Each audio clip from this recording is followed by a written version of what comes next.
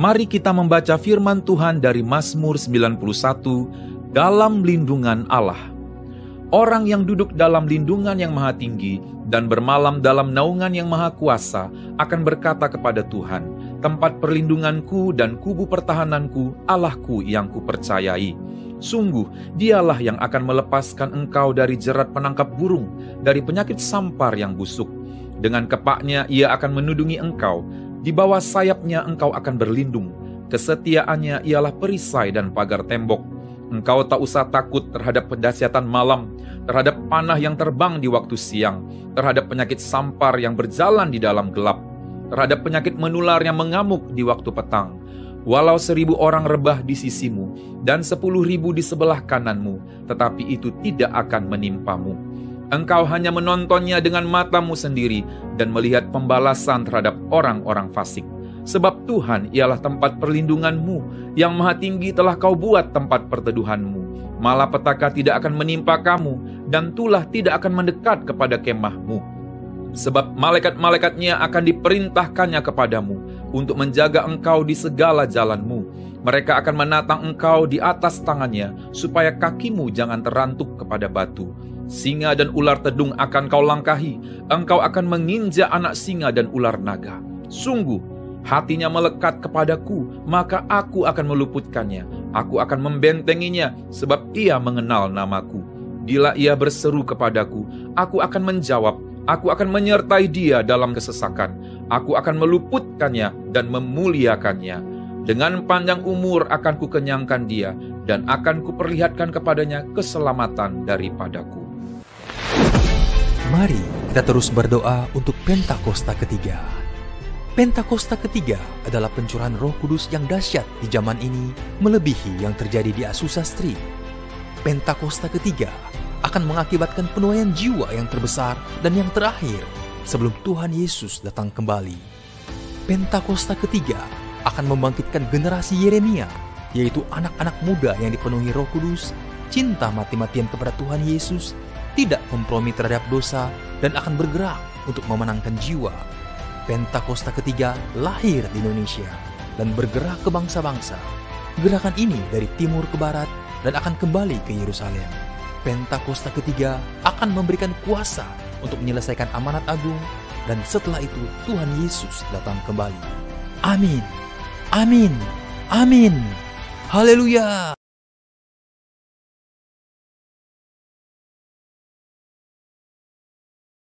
Shalom semua. Banyak yang bertanya, bolehkah orang Kristen berutang? Sebelumnya, mungkin ada dari kita yang sering mendengar penawaran yang sedang marak akhir-akhir ini di berbagai situs pinjaman online. Dan kira-kira bunyinya seperti ini nih. Dengan pinjaman online, semua kebutuhan mendesak Anda dapat dengan mudah dan cepat teratasi. Pengajuan mudah, persyaratan gampang, dan yang paling penting pencairan yang cepat. Karena mudah dan cepat, akhirnya banyak orang jadi tertarik untuk meminjam uang. Padahal, tidak jarang kita mendengar masalah dan isu negatif karena pinjaman online tersebut. Namun sebetulnya, apa kata Alkitab tentang konsep berutang ini? Roma 13 ayat 8 dipahami oleh sebagian orang Kristen untuk tidak boleh berutang sama sekali. Namun, Alkitab penuntun hidup berkelimpahan menjelaskan bagus sekali bahwa orang percaya boleh meminjam untuk keperluan yang serius. Tapi, jangan berutang untuk hal-hal yang tidak perlu, apalagi menunjukkan sikap tidak mau melunasi utang. Karena artinya, kita tidak menunjukkan kasih kepada Tuhan dan sesama. Justru, orang yang mengasihi sesama akan mengembalikan uang yang dipinjamnya itu. Dalam Mazmur 37 ayat 21 dikatakan, orang fasik meminjam tanpa ada niat untuk membayar balik. Sedangkan orang benar digambarkan sebagai orang yang pemurah dalam memberi pinjaman. Tapi, bukan artinya kalau meminjam ke sesama orang seiman tidak perlu dikembalikan ya. Justru, orang yang hidupnya dituntun Roh Kudus pasti akan mengembalikan semua yang dia pinjam. Kisah Para Rasul 20 ayat 35 juga menjelaskan, justru gaya hidup orang percaya perlu jadi berkat kepada sesama dan lebih suka memberi daripada menerima. Selain itu, ketika kita meminjam, kita harus betul-betul mengusahakan untuk bisa mengembalikan semua utang kita. Seperti yang tertulis dalam Roma 13 ayat 7. Sehingga kita sungguh menghidupi gaya hidup yang berintegritas seperti yang Tuhan inginkan. Jadi, setelah kita memahami ayat-ayat di atas, apakah kita boleh berutang? Jawabannya adalah yang pertama, boleh, asal berkomitmen dan harus bisa melunasinya. FPSB Indonesia merekomendasikan pembayaran utang tiap bulannya maksimum 35% dari pemasukan per bulan. Tapi lebih baik sih di bawah 35% ya saudara. Kedua, boleh berutang asal digunakan untuk hal-hal yang memiliki nilai aset yang cenderung meningkat. Seperti KPR, kredit usaha, biaya pendidikan, dan lainnya yang bersifat mendesak, bukan yang sifatnya konsumtif. Kemudian, boleh berutang asal melalui institusi yang dilegalkan oleh negara, meskipun diminta jaminan atau syarat-syarat yang cukup berat jika dibanding dengan yang ilegal. Dan yang terakhir, jangan berutang itu menjadi gaya hidup kita yang terus-menerus gali lubang tutup lubang. Kita harus percaya bahwa Allah kita mampu untuk mencukupkan kebutuhan kita seperti dalam Matius 6 ayat 31 sampai 33. Saudara, untuk penjelasan lebih lengkapnya dari tim teologi kami, silahkan untuk buka link yang ada di atas atau scan QR Code yang tersedia. Salam integritas, Tuhan Yesus memberkati.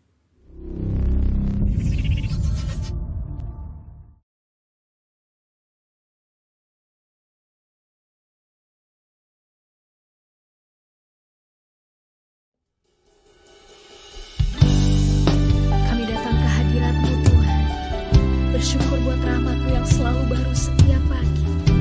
Kami bawa ucapan syukur kami ke hadapan-Mu Tuhan. Oh, terima kasih Tuhan. Terima kasih Tuhan untuk kasih setia-Mu yang ku alami dalam hidupku. Terima kasih Yesus untuk kebaikan-Mu sepanjang hidupku.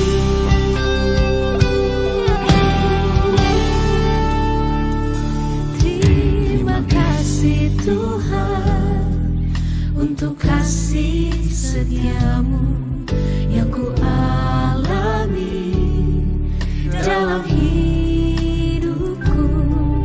Terima kasih Yesus untuk kebaikan-Mu sepanjang hidupku.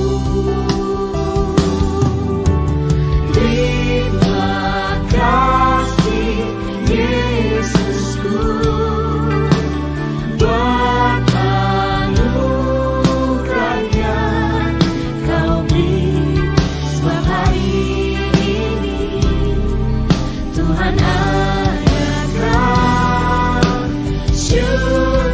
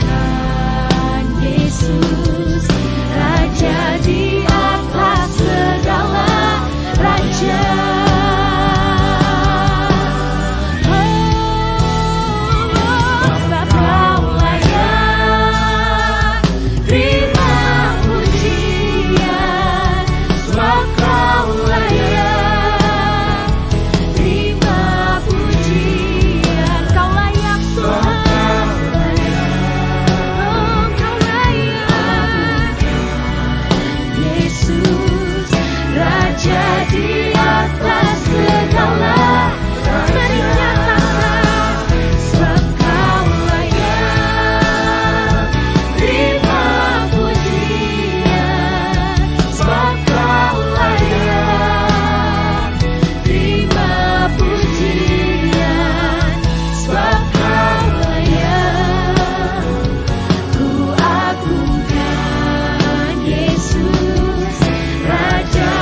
atas segala raja.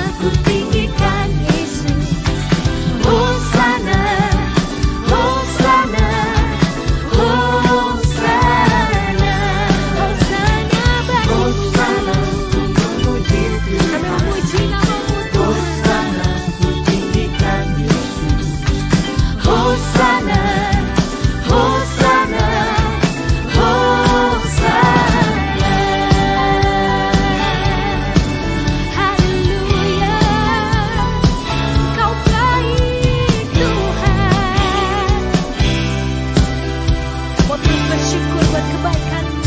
Nyatakan saudara. Betapa baiknya Engkau Tuhan, kasih-Mu tiada berkesudahan. Betapa mulia kasih-Mu Yesus, jiwaku diselamatkan. Oh Hosana, Hosana, ku memuji Tuhan. Hosana, ku tinggikan Yesus. Hosana, Hosana, Hosana. Hosana, ku memuji Tuhan. Sambil angkat tanganmu saudara, kami meninggikan Engkau Yesus, Raja di atas segala raja. Hosana, Hosana, ku memuji Tuhan. Hosana, ku tinggikan Yesus. Hosana, Hosana,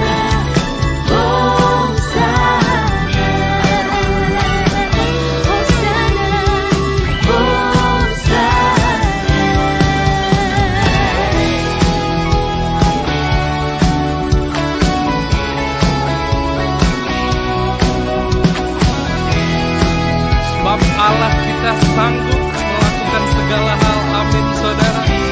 Mari kita menyanyikan pujian ini dengan iman. Amin. Come on. Allah sanggup melakukan segala perkara, dulu, sekarang, dan selamanya. Kuasanya tidak berubah. Sambil tepuk tangan. Sanggup melakukan segala perkara, dulu, sekarang, dan selamanya. Kuasanya tak berubah.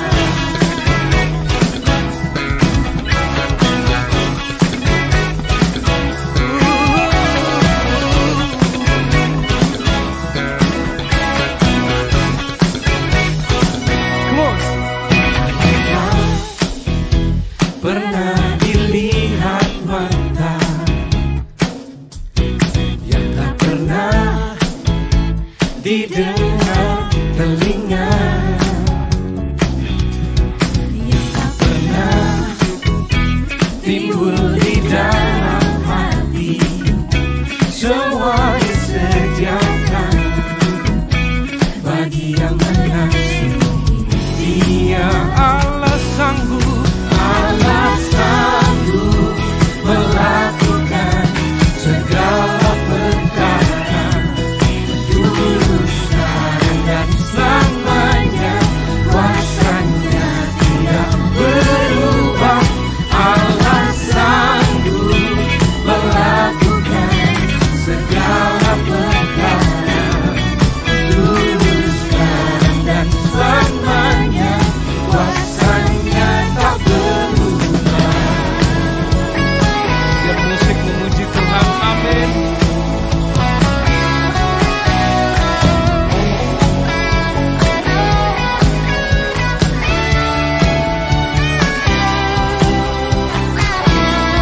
Mari sekali lagi katakan saudara.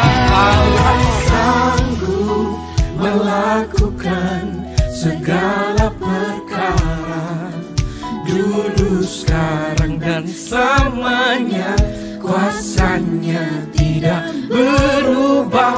Allah sanggup melakukan segala perkara, Amin. dulu, sekarang, dan selamanya. Kuasanya tak berubah. Allah sanggup, Allah sanggup melakukan segala perkara, dulu, sekarang, dan selamanya. Kuasanya tidak berubah. Allah sanggup melakukan segala perkara,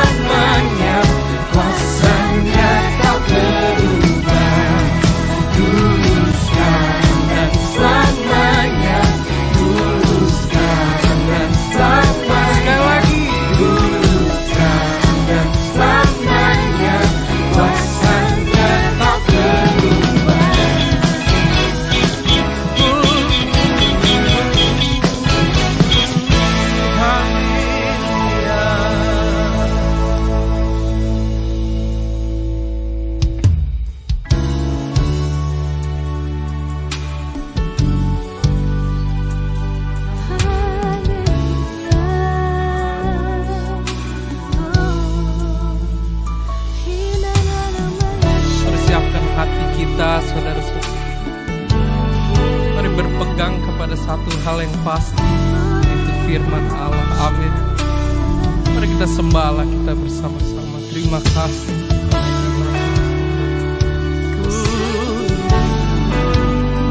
Terima kasih. Janjimu di hidup kami.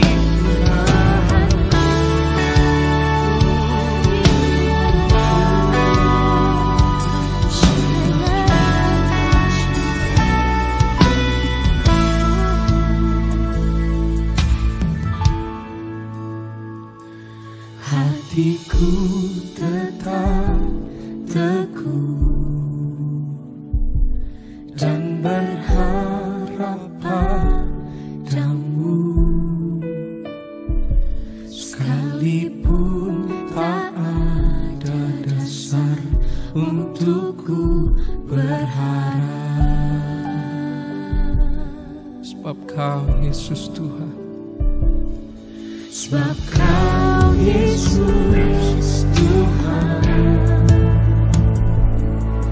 tak pernah ingkar janjimu, Kau pasti genapi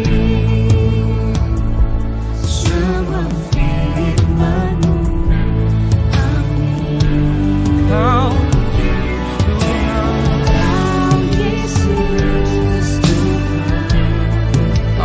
ingkar janjimu,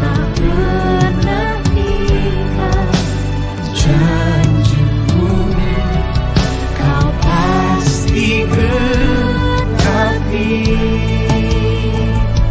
semua firman-Mu. Amin. semua firman-Mu.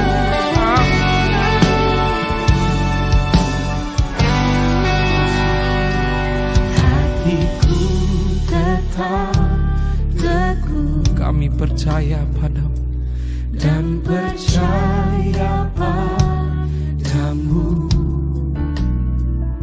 sekalipun tak ada dasar untukku percaya. Kau Yesus Tuhan, tak pernah ingkar janjimu, Kau pasti genapi semua firman-Mu. Amin. Kau Yesus Tuhan, Kau Yesus Tuhan, tak pernah ingkar janjimu, Kau pasti genapi semua firman-Mu.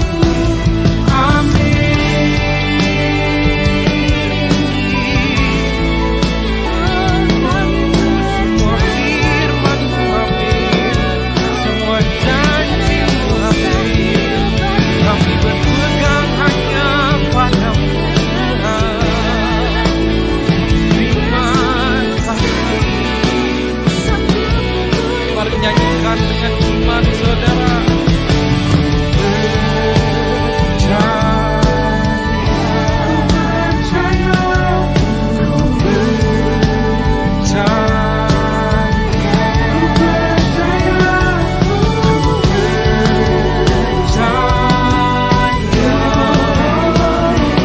Semua firman-Mu.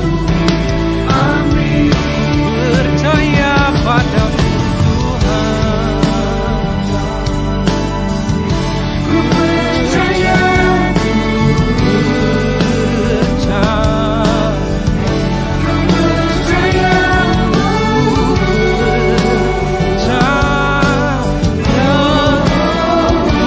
semua firman-Mu.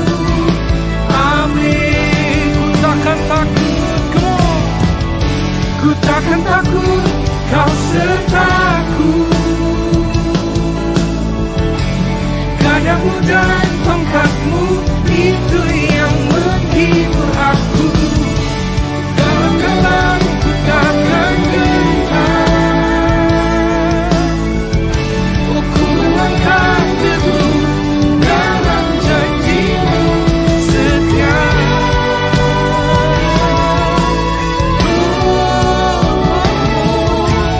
Kau Yesus Tuhan, Mari nyanyikan saudara-saudara.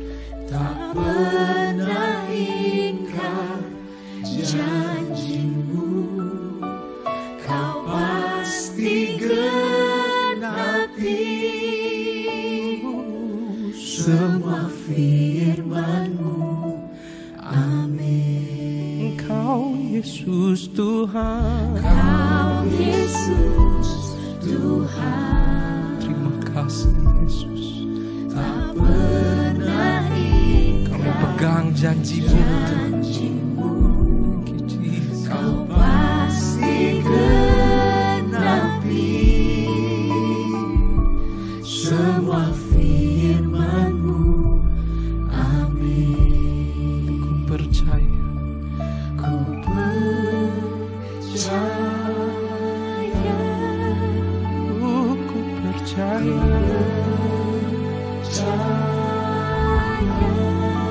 Percaya Tuhan.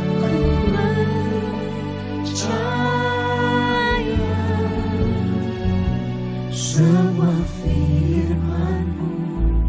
Amin. Sekali lagi katakan.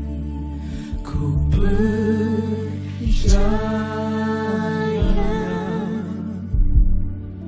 ku percaya,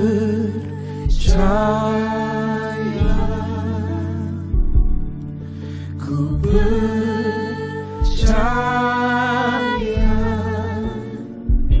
semua firman-Mu.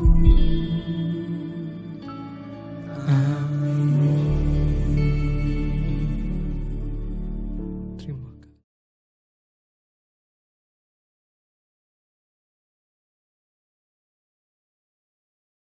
Puji Tuhan, selamat pagi, selamat siang, selamat malam dimanapun saudara berada. Jemaat GBI City Tower Church digembalakan oleh Bapak Pendeta yang saya hormati, Bapak Pendeta Johan Handoyo. Gimana kabar saudara? Luar biasa, amin. Kalau saudara di YouTube, boleh bantu saya, tulis di live chat sebanyak-banyaknya. Luar biasa, berikan tepuk tangan sorak-sorai yang paling dahsyat buat Tuhan. Puji Tuhan, sebuah kehormatan bagi saya untuk dapat kembali diundang di ibadah online GBI City Tower Church. Bapak Ibu Saudara, saya diinfo oleh Pastor Johan Handoyo bahwa hari ini merupakan ibadah online terakhir dari GBI City Tower Church. Dan minggu depan akan diganti dengan hybrid, di mana live streaming dan ibadah onsite. Saudara, merupakan sebuah kehormatan bagi saya untuk saya bisa melayani ibadah online terakhir.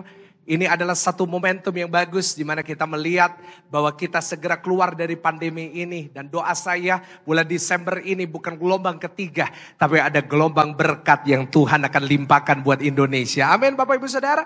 Dan saya gak sabar untuk bisa bertemu dengan saudara langsung. Saya gak sabar untuk satu hari bisa bertemu dengan saudara di Jakarta. Mohon selalu doakan saya di Surabaya, di GSJS Pakuan Mall. Saya Pastor Michael Gunawan dan saya siap menyampaikan pesan Tuhan bagi setiap saudara. Mari sama-sama kita berdoa. Bapa kami di surga, kami siap untuk menerima firman-Mu. Kami percaya hari ini setiap kami yang mendengarkan firman Tuhan pasti diberkati. Kami yang ibadah online hari ini, baik kami yang mungkin mengikuti rerun dari acara ini, biar diberkati Tuhan, disertai Tuhan, dan dilindungi oleh Tuhan. Urapi hamba-Mu, urapi setiap jemaat Tuhan. Di dalam nama Tuhan Yesus, yang percaya sama-sama kita katakan, amin. Puji Tuhan Bapak Ibu Saudara, saya minggu lalu di WA oleh gembala saudara, Pastor Johan, bahwa untuk bulan November, ada satu tema yang Tuhan berikan kepada gembala saudara, yaitu God's Agent. Atau kita merupakan ambassador dari kerajaan Allah. We are the ambassadors of the kingdom of God. Saudara, saya yakin dan percaya setiap kita adalah wakilnya kerajaan surga. Karena itu setiap kali saudara di jalan lagi di Jakarta nih ya, saudara lagi jalan di Kuningan, saudara lagi jalan di Tamrin. Hati-hati kalau saudara lagi dipotong jalannya, ingat. Saya wakilnya Tuhan. Sama-sama tepuk dari saudara, saya wakilnya Tuhan. Saudara mau marah dengan istri saudara. Ingatkan diri saudara, saya wakilnya Tuhan. Saudara mau marah sama karyawan saudara, ingat saya wakilnya kerajaan surga. Karena itu pastikan saudara semuanya memastikan bahwa kehidupan kita berkenan di hadapan Tuhan. Kenapa? Karena kita wakilnya kerajaan surga. Nah, Bapak Ibu Saudara yang saya kasih, kalau kita mau bicara tentang wakil kerajaan surga yang terbaik, seorang model yang harus kita contoh, saya yakin orang itu tidak lain daripada Paulus. Tahukah saudara bahwa Paulus merupakan seseorang yang menurut saya pantas untuk menjadi wakil kerajaan surga. Menurut saya yang namanya Paulus merupakan seseorang yang dahsyat. Seseorang yang penuh dengan kemuliaan Tuhan. Paulus merupakan seseorang yang tahan uji. Kalau saudara, apalagi kalau kita membaca surat-surat terakhir dari Rasul Paulus, kita bisa menyimpulkan bahwa Paulus merupakan seseorang yang dahsyat. Tahan ujinya luar biasa. Dia harus menghadapi fitnahan, dia harus menghadapi kecurangan, dia harus menghadapi penderitaan, dia harus menghadapi tantangan yang besar dalam kehidupannya, tetapi tetap dia seseorang yang tahan uji. Nah, Bapak Ibu Saudara, saya ingin katakan kepada saudara bahwa prinsip ini harus ada dalam kehidupan orang percaya. Prinsip ini harus ada dalam kehidupan Bapak Ibu Saudara dan saya. Yaitu kita harus punya prinsip, saya catat di slide, bahwa sekali Yesus sama-sama dengan saya katakan tetap Yesus. Nah, itu wakil kerajaan surga. Itu yang namanya God's agent. Bukan orang yang sedikit-sedikit mundur. Bukan orang yang sedikit-sedikit lemah. Bukan orang yang sedikit-sedikit nggak bisa apa-apa. No. Tetapi saya ingin katakan kepada saudara, prinsip yang harus kita miliki sebagai God's agent adalah kita harus menjadi orang-orang Kristen yang punya prinsip teguh. Kalau saya sudah ikut Yesus sampai selama-lamanya, saya pasti ikut Yesus yang mau berikan tepuk tangan yang paling meriah, tepuk tangan yang paling dahsyat buat Tuhan. Saudara, ini sebuah prinsip yang jarang ada kelihatan di antara orang Kristen. Kalau jujur boleh berkata, seringkali banyak orang Kristen mundur secara rohani. Mereka juga mundur secara jasmani, mereka berhenti ke gereja, mereka berhenti beribadah, mereka berhenti berdoa. Saat mereka menghadapi pencobaan yang sulit dan ujian yang berat. Saya melihat begitu banyak orang Kristen mundur dari Tuhan. Saya melihat begitu banyak orang Kristen yang mundur dari pelayanan. Hanya karena cobaan mereka berat. Bapak Ibu Saudara, saya tahu. Ini bukan masa-masa yang menyenangkan buat saudara dan saya. Memang yang namanya COVID sudah hampir selesai. Kita lihat, wow, puji Tuhan. Angkanya menurun di Indonesia. Luar biasa. Tetapi jangan lupa, ada beberapa orang berkata kepada saya, Pak, jangan lupa. COVID-nya belum selesai, tapi konsekuensi imbasnya dari COVID belum selesai. Ada beberapa orang berkata, Pak Pendeta, akan datang masa-masa yang sulit. Saya ingin katakan, oke. Mungkin akan datang masa-masa yang sulit. Tetapi saya ingin katakan kepada orang-orang Kristen, kepada God's agent, kepada ambassador-ambassadornya Tuhan. Kita harus menjadi orang-orang Kristen yang tahan uji. Sama-sama tepuk dada saudara, katakan tahan uji. Tahukah saudara bahwa dasar dari gereja mula-mula? Kalau saudara dan saya melihat gereja mula-mula, mereka punya prinsip tahan uji. Tahan uji, tahan uji. Bahkan kalau saudara dan saya perhatikan, di dalam sejarah gereja mula-mula harus menghadapi Kaisar Nero. Gereja mula-mula harus menghadapi kaisar yang begitu mengejamkan. Mereka harus menghadapi kaisar yang menakutkan menurut saya. Di mana Kaisar Nero akan membuat orang-orang Kristen ini menderita dengan caranya sendiri.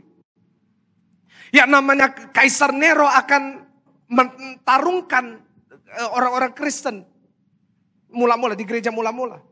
Melawan singa, melawan beruang, melawan macan. Tanpa bawa pedang apapun.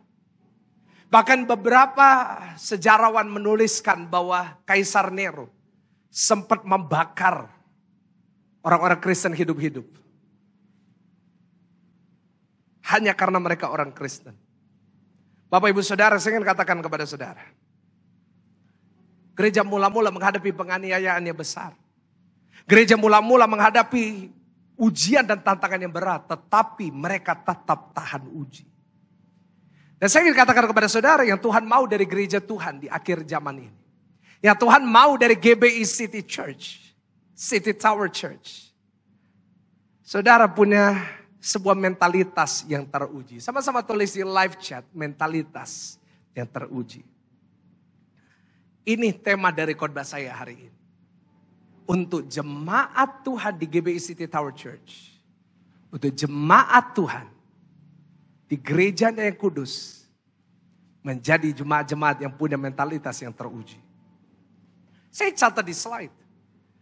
Bagaimana kita bisa disebut gereja atau jemaat yang punya mentalitas teruji? Yang pertama, tidak cengeng. Tulis di live chat, tulis di live chat, tulis di live chat. Tidak gampang cengeng.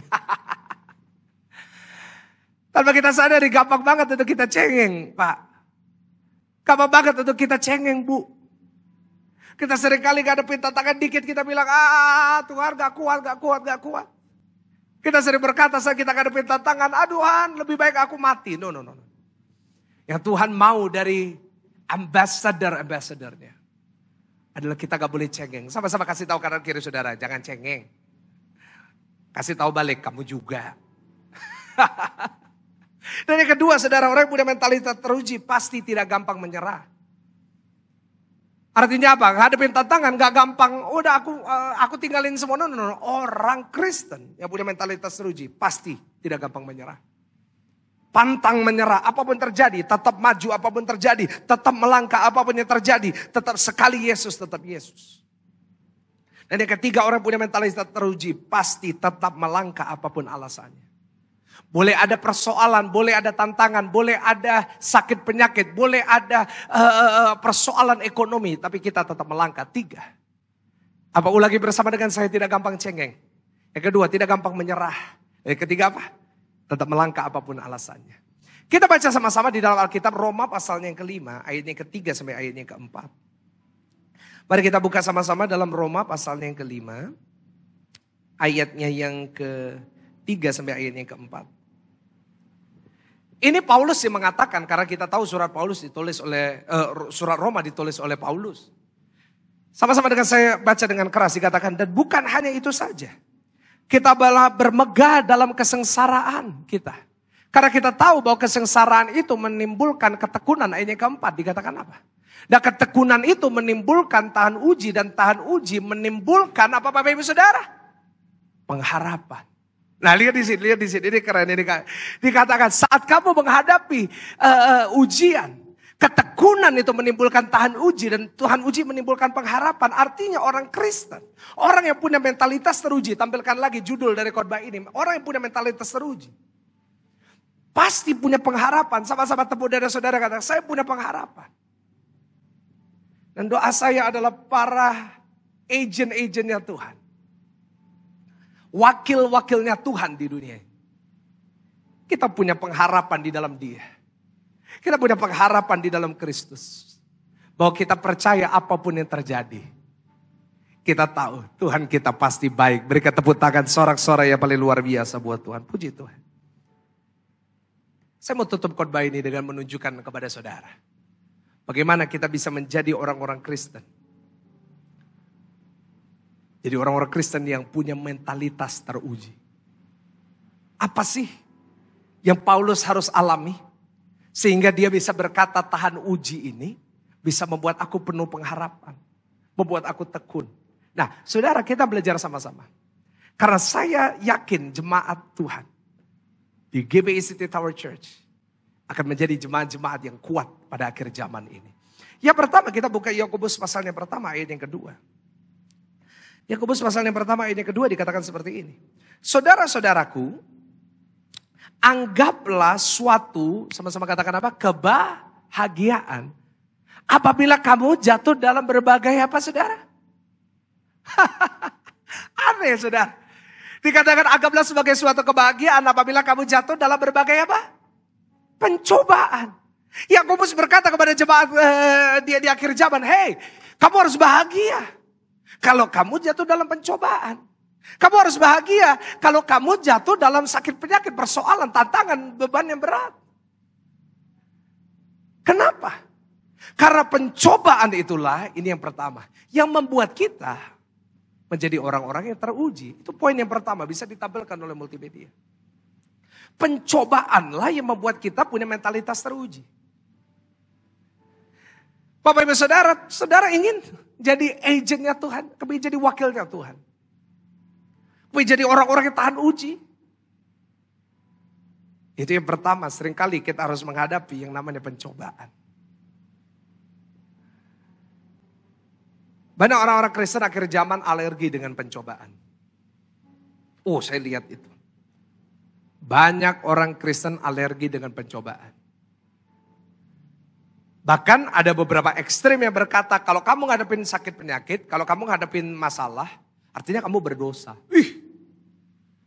Ayub gak bercela di hadapan Tuhan, kenapa dia ngadepin persoalan? Kenapa dia ngadepin pencobaan? Saya ingin katakan kepada saudara, orang yang menghadapi pencobaan belum tentu dia seorang berdosa.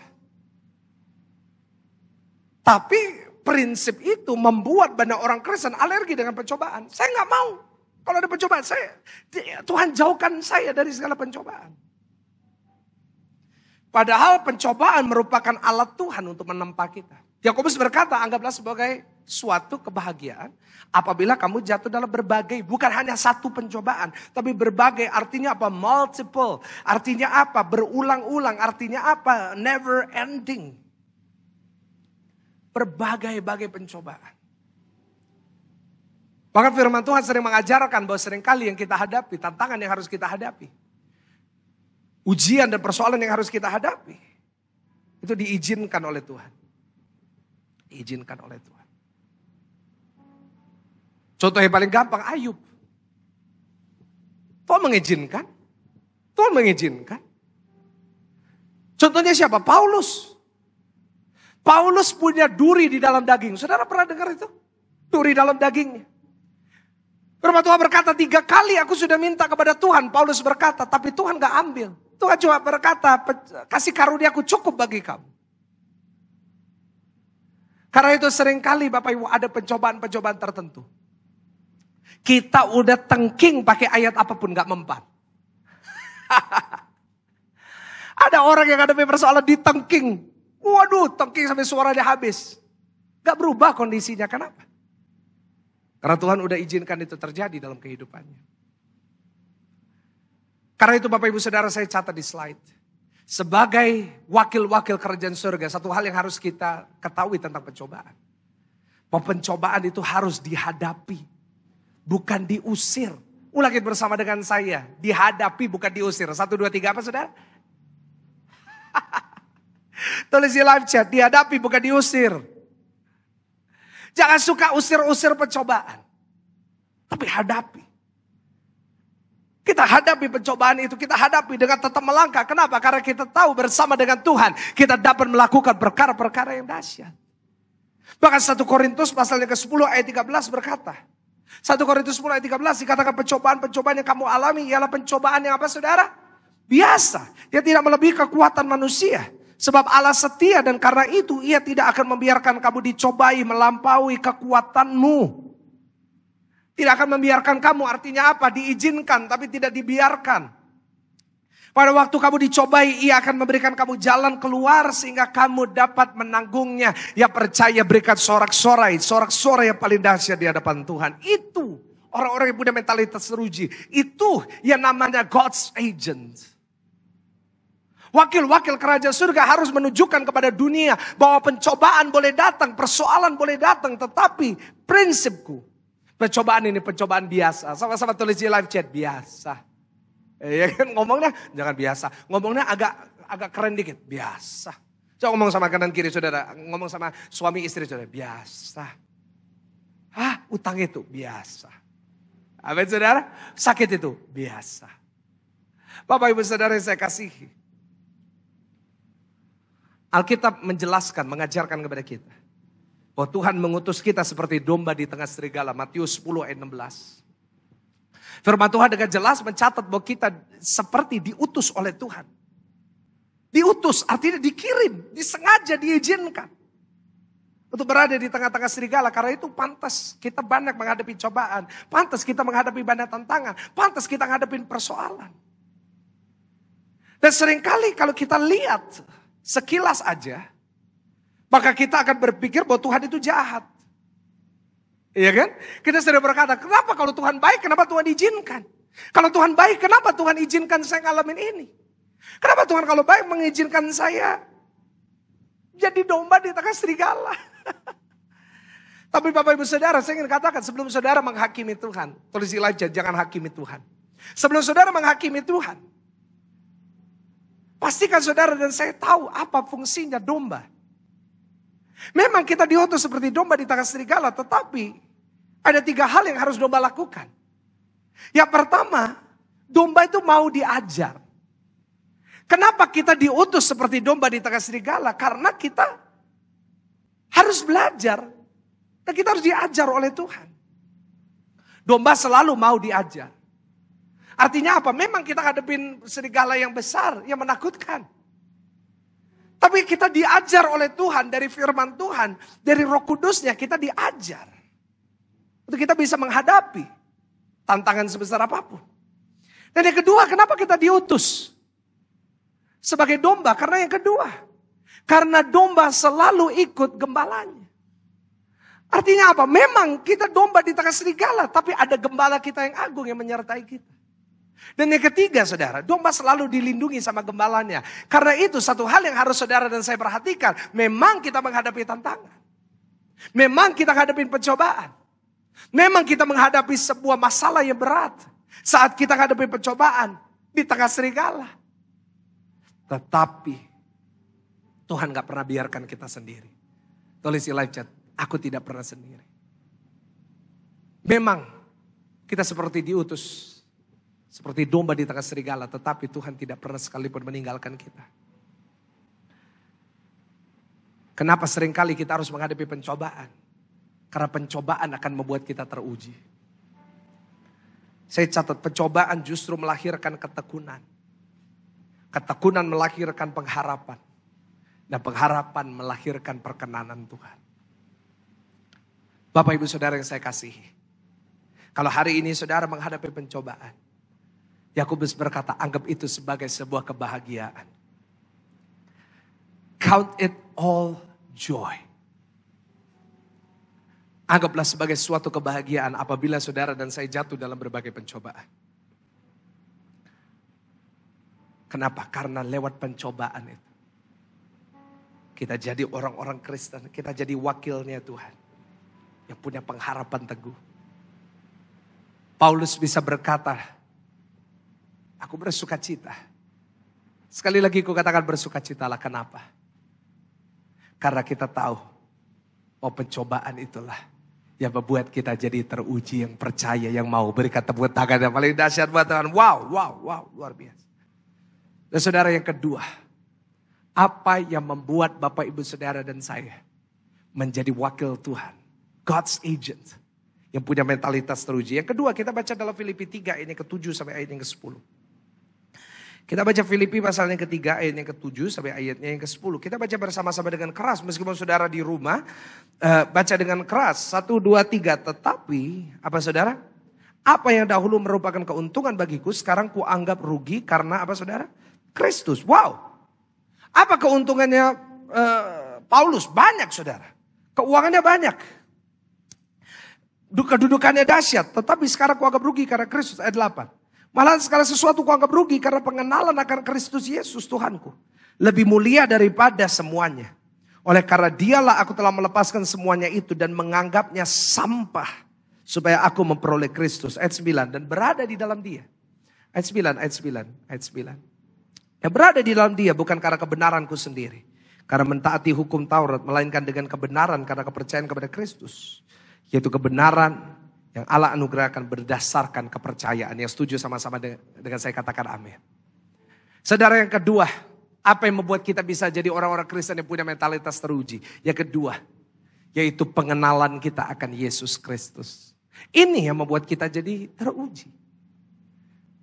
Semakin kita mengenal siapa Yesus, semakin kita merasakan apa yang kita alami itu biasa. Semakin kita mengenal siapa Yesus, semakin kita tahu bahwa persoalan kita, tantangan kita itu biasa. Saat kita menyibukkan diri kita dengan pekerjaan kita, usaha kita, masa depan kita, pasti capek. Gitu kan? Karena kadang-kadang kalau kita menyibukkan diri kita dengan yang lain, dan kita tidak mengenal Kristus, capek hidup ini. Setuju dengan saya? Kadang-kadang kalau kita menyadari, kadang-kadang hidup itu capek. Kenapa? Karena hidup ini penuh dengan tuntutan. Ya kan. Ada yang lagi hidup di dalam tuntutan orang, ya kan. Dituntut ini, dituntut itu, gitu kan. Jujur kadang-kadang kalau kita harus menghadapi persoalan yang kita hadapi. Sulit Bapak Ibu, sulit. Capek. Waktu SMA ditanya kapan kuliah. Udah kuliah ditanyain kapan lulus. Udah lulus tanya kapan kerja. Udah kerja tanya kapan nikah. Udah nikah kapan punya anak. Udah punya anak satu kapan punya anak kedua. Anak udah besar kapan punya cucu. Cucu udah besar kapan punya cicit. Lama-lama ditanyain kapan mati. Haleluya, jangan saudara ya. Tapi kalau kita nggak hati-hati, kadang-kadang tuntutan dalam hidup kita akan membuat kita capek. Dan kalau kita menjalani hidup ini tanpa mengenal Kristus, capek hidup saudara dan saya. Paulus mengerti kebenaran ini. Paulus mengerti bahwa keuntungan bagi dia yang dulu, kekayaan itulah, kedudukankah, nama yang terkenal lah, itu semuanya sampah. Kalau tidak punya Yesus. Karena itu saudara mau jadi orang Kristen yang punya mentalitas teruji, pastikan Bapak Ibu Saudara dan saya mengenal siapa Kristus. Karena Paulus sudah kenal semua, Paulus sudah dapat semua. Paulus sudah dapat kekayaan, Paulus sudah dapat semua uang yang banyak. Paulus sudah punya ketenaran, keterkenalan. Tetapi saya akan katakan kepada saudara, dia tetap menganggap semua itu sampah kalau dia tidak punya Yesus. Kenapa? Karena saat dia semakin kenal siapa Yesus, semakin dia sadar bahwa apa yang dia alami gak sebanding dengan apa yang Yesus alami buat saya. Saat Paulus mengenal siapa Yesus, dia tahu bahwa apa yang Yesus lakukan buat Paulus yang berdosa, itu gak sebanding dengan apa yang dia bisa lakukan buat Tuhan. Apa yang Yesus alami, apa yang Yesus lakukan buat kita. Yang pertama, dia menderita sampai akhir buat kita. Dia menderita buat saudara dan saya, sampai akhir. Dan bukan hanya dia menderita, tapi dia mengampuni kesalahan kita. Dia menderita sebegitu rupa supaya apa? Supaya kita bisa diampuni dari kesalahan kita. Bapak Ibu Saudara, saya catat semakin kita kenal Yesus, semakin kita jatuh cinta kepada Dia. Karena itu semakin kita kenal siapa Yesus, kita bisa teruji, kita bisa tetap tegar, kita bisa tetap jalan, kita bisa tetap melangkah. Kenapa? Karena kita tahu satu fakta bahwa apa yang Yesus lakukan udah terlalu dahsyat buat saya. Orang yang jatuh cinta pasti tahan dan menghadapi semua kesakitan dan penderitaan. Orang yang lagi jatuh cinta, apapun dilakukan buat pasangannya. Setuju dengan saya? Orang yang lagi jatuh cinta, dikatakan, gunung akan kudaki, laut akan kuselami. Renang aja gak bisa mau selamin laut. Bapak Ibu Saudara, saya ingin katakan kepada saudara. Tapi orang yang jatuh cinta pasti tahan uji. Disakiti sama pasangannya, tetap bertahan. Kenapa? Because I love you. Begitu juga dengan Tuhan. Saudara mau jadi orang yang punya mentalitas teruji. Saudara mau jadi wakil Tuhan yang punya mentalitas teruji. Pastikan kita kenal Yesus. Karena semakin kita kenal Yesus, semakin Pastor Michael kenal Yesus, semakin saya sadar bahwa Yesus sudah terlalu baik dengan saya. Dan semakin saya kenal Yesus, semakin saya sadar, semakin saya tahu, semakin saya mengerti bahwa kasihnya Dia kepada saya terlalu besar. Perubahan dalam kehidupan Paulus dimulai saat dia bertemu dengan Yesus di jalan Damsyik. Semua dimulai saat dia lagi perjalanan mau bakar gereja. Dia lagi di jalan Damsyik, dia lagi naik keledainya, dia mau bakar gereja. Tetapi saat dia mengalami Yesus di jalan Damsyik itu, dia mengalami perubahan mindsetnya. Dia jadi wakil Tuhan sampai dia mati. Dia tetap memberitakan Tuhan. Bapak Ibu Saudara dari GBI City Tower Church, saya ingin katakan kepada saudara, kenali siapa Yesus saudara setiap hari. Maka saudara dan saya pasti jatuh cinta kepada dia.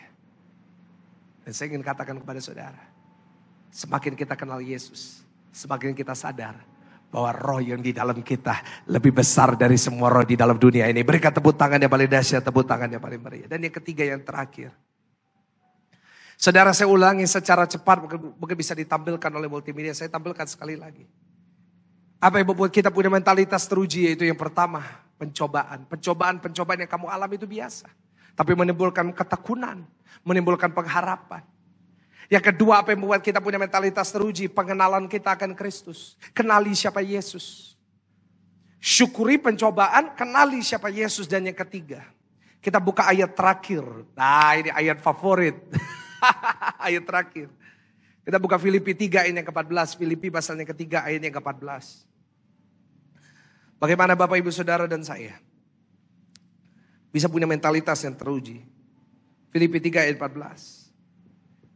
Ini Paulus yang berkata, dikatakan, dan berlari-lari kepada tujuan untuk memperoleh hadiah, yaitu panggilan surgawi dari Allah dalam Kristus Yesus. Yang ketiga, bagaimana kita bisa punya mentalitas yang teruji. Pastikan mata kita tertuju kepada panggilan kita. Sama-sama tepuk dada saudara, katakan panggilan saya. Orang Kristen yang merupakan wakil-wakil Kristus harus sadar akan panggilannya. Saudara, hidup ini bukan hanya berlarut dalam masalah yang kita hadapi. Yes, boleh ada tantangan. Yes, boleh ada persoalan. Yes, boleh ada tantangan-tantangan yang besar. Tapi ingat, kita tetap ada panggilan surgawi. Tulis di live chat, panggilan surgawi. Apa panggilan surgawi 3 sebagai penutup? Yang pertama, kita dipanggil untuk menyenangkan Tuhan. Dan yang kedua, kita dipanggil untuk menjadi seperti Yesus. Yang ketiga, kita dipanggil untuk melayani Tuhan. Setiap kali saudara dan saya menghadapi pencobaan, setiap kali saudara dan saya menghadapi tantangan, ingat 3 hal ini. Aku punya panggilan surgawiku. Aku punya panggilanku sendiri. Aku punya panggilan di dalam diriku untuk tampilkan sekali lagi. Aku harus menyenangkan Tuhan. Aku harus menjadi seperti dia setiap hari. Firman Tuhan berkata, aku harus jadi semakin serupa dengan dia. Hendaklah kamu sempurna sebab Bapa di surga adalah apa saudara? Sempurna. Dan yang ketiga, panggilan surgawi kita adalah melayani Tuhan. Bapak Ibu yang saya kasihi dari GBI City Tower Church. Kau adalah wakil-wakil kerajaan surga yang dahsyat. Saya percaya Tuhan akan pakai gereja saudara. Tuhan akan pakai kehidupan saudara. Untuk melakukan perkara-perkara yang dahsyat. Untuk melakukan perkara-perkara yang luar biasa. Karena itu pastikan. Saudara dan saya menjadi orang-orang yang teruji. Jangan kita hidup cengeng. Jangan kita hidup dikit-dikit menyerah. Tapi kita harus teruji karena itu panggilan kita. Dan doa saya, saat minggu depan saudara mulai mengikuti ibadah onsite untuk pertama kalinya setelah 2 tahun. Saudara menjadi wakil-wakil Tuhan yang membawa jiwa-jiwa untuk beribadah bersama-sama. Wakil-wakil kerajaan Allah gak boleh takut ke gereja. Gak boleh takut ke gereja. Jangan saudara ke mall bisa makan di restoran buka masker. Tapi ke gereja takut. No. Ingat baik-baik. Setiap kita dipanggil untuk menjadi wakilnya. Mari kita jadi contoh buat dunia. Bahwa apapun yang terjadi. Aku akan tetap menyembah Tuhan. Berikan tepuk tangan yang paling dahsyat. Minggu depan ajak teman-teman saudara. Penuhi gereja saudara. Tentunya dengan protokol kesehatan. Saya percaya gembala saudara pasti akan menyampaikan pesan Tuhan yang penting buat saudara. Saya Pastor Michael Gunawan. Saya berharap bisa bertemu dengan saudara segera. Tapi meskipun saudara dan saya tidak bertemu, Pastikan pesan Tuhan hari ini mengingatkan saudara. Bahwa kaulah wakil-wakil kerajaan surga. Dan hidup kita setiap hari, hari demi hari, harus semakin berkenan kepada Tuhan. Berikan tepuk tangan buat Tuhan sekali lagi. Sama-sama kita berdoa. Bapa kami di surga. Hari ini kami belajar firman-Mu yang dahsyat. Hari ini kami belajar bahwa kami harus jadi orang-orang yang teruji. Karena ujian menimbulkan ketekunan, ketekunan menimbulkan pengharapan di dalam Tuhan. Kami bersyukur buat firman-Mu. Hamba-Mu percaya bukan suatu kebetulan Hamba-Mu menyampaikan firman kepada mereka. Hamba-Mu percaya. Setiap jemaat yang mendengarkan firman ini pasti ditolong, diberkati.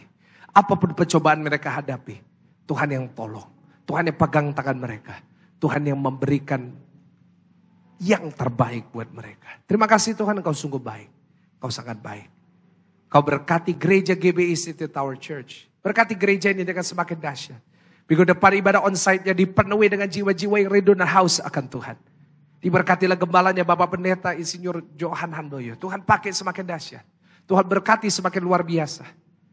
Tambah-tambahkan urapan-Mu yang dahsyat untuk dia bisa memimpin gerejanya di akhir zaman menjadi jemaat, menjadi wakil-wakil kerajaan surga. Yang menyenangkan hati Tuhan.